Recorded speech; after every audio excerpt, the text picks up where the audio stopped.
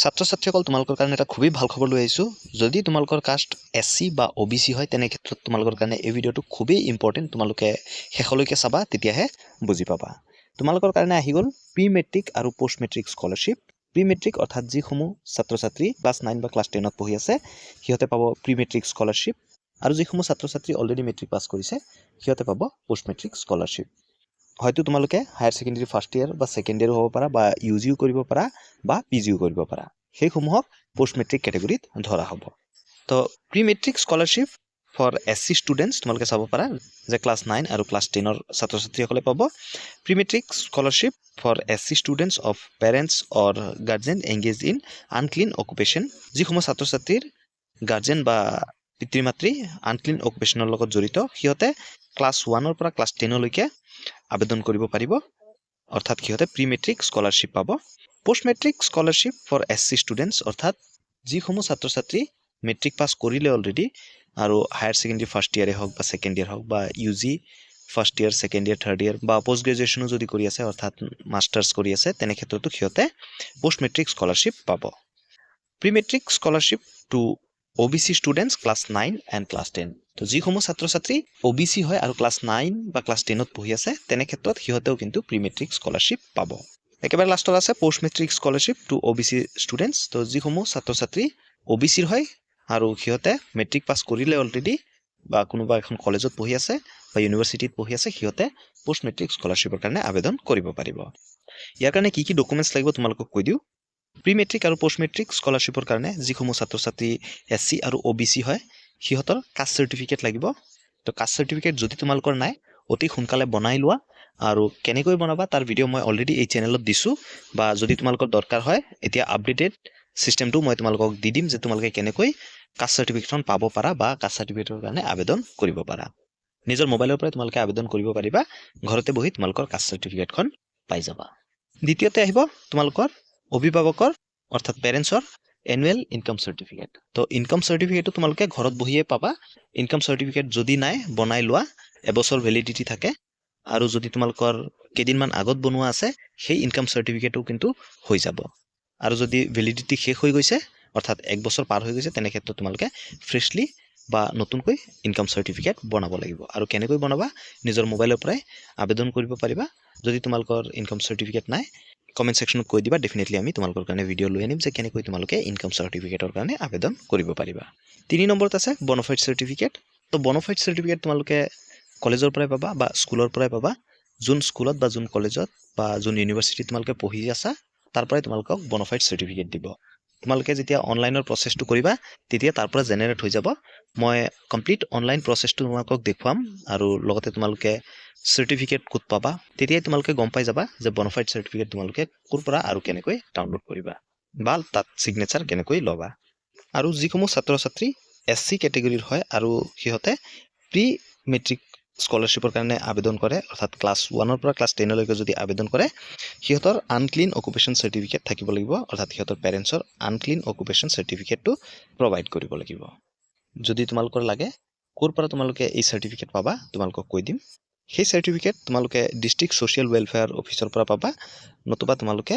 Identified officer of local বডিৰ পৰা তোমালোকে পাবা নহ'লে চিভিক এজেঞ্চি অৰ এনি চাচ অথৰিটি এজ ডেজিগনেটেড বাই ষ্টেট গভৰ্ণমেণ্ট ত' ষ্টেট গভৰ্ণমেণ্টৰ অথৰাইজ পাৰ্চনৰ পৰা তোমালোকে এই চাৰ্টিফিকেট পাবা তাৰপিছত বনফাইড চাৰ্টিফিকেট তোমালোকে দিবই লাগিব সেইটো তোমালোকে কলেজ বা স্কুলৰ পৰা পাই যাবা অনলাইনত যেতিয়া আবেদন কৰিবা তেতিয়াই বনফাইড চাৰ্টিফিকেট ওলাব আৰু সেই বনফাইড চাৰ্টিফিকেট তোমালোকে প্ৰিণ্ট কৰি কলেজৰ প্ৰিন্সিপাল বা ইউনিভাৰ্চিটিৰ ডিপাৰ্টমেণ্ট হেড নতুবা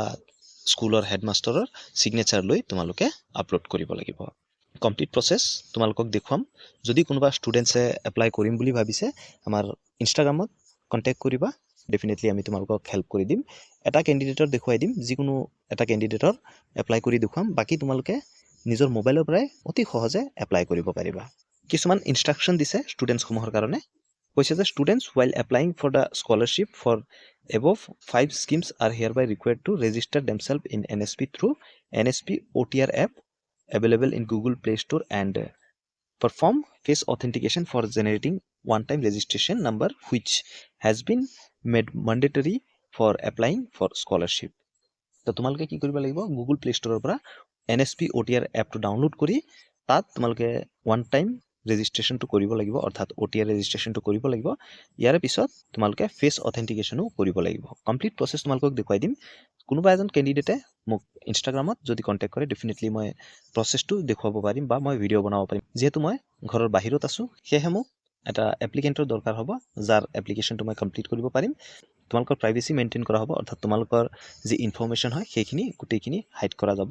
ভয় খাব নালাগে, ব্লাৰ কৰি দিয়া যাব। তাৰপিছত কৈছে যে Aadhaar and mobile number registered with Aadhaar are mandatory for generating OTR। However for minor applicant who apply without Aadhaar it will be mandatory for parents to provide Aadhaar. তোমালোকৰ আধাৰ কাৰ্ড মোবাইল নম্বৰৰ লগত লিংক থাকিব লাগিব, আৰু যিসমূহ ছাত্ৰ ছাত্ৰী মাইনৰ হয় সিহঁতৰ আধাৰ কাৰ্ড নোহোৱাকৈও কিন্তু সিহঁতে আবেদন কৰিব পাৰিব, কিন্তু সিহঁতৰ পেৰেণ্টছৰ অৰ্থাৎ সিহঁতৰ অভিভাৱকৰ আধাৰ কাৰ্ড দিব লাগিব, আৰু সেই আধাৰ কাৰ্ডৰ লগত কিন্তু মোবাইল নম্বৰ লিংক থাকিব লাগিব। নেক্সট কৈছে যে applicants are advised to give only the bank account details which remains in active mode so' that payment of scholarship does not fail as all the disbursement of scholarship will be made through DBT mode. The authority shall not be responsible for any failure of transaction due to inactive or incorrect bank details. তো তোমালোকৰ এই কথাটো খুবেই গুৰুত্বপূৰ্ণ যে তোমালোকৰ এটা active bank account থাকিব লাগিব, অৰ্থাৎ তোমালোকৰ যি বেংক একাউণ্ট হয় সেইটো চলি থকা হ'ব লাগিব, আৰু তাত তোমালোকে DBT মোড এক্টিভ থাকিব লাগিব। যদি DBT মোড এক্টিভ নাথাকে তেনে ক্ষেত্ৰত কিন্তু তোমালোকৰ যি পে'মেণ্টৰ অসুবিধা হয় সেইটো তোমালোকে ফেচ কৰিব পাৰা। সেয়েহে তোমালোকে যদি বেংক একাউণ্ট আছে DBT মোডটো এনাবল কৰি ল'বা বেংকত গৈ এই স্কিমত এপ্লাই কৰাৰ আগতে।